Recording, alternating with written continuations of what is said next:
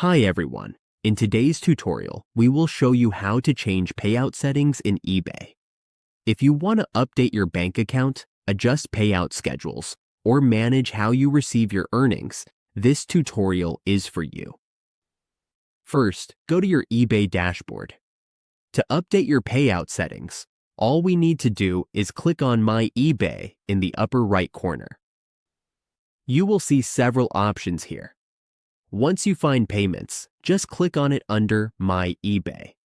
Go ahead and click that option.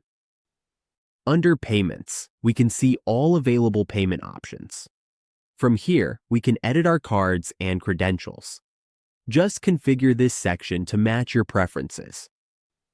We can also manage checkout settings and add buying preferences. Click Manage to review auctions and offers. Simply configure this section as needed.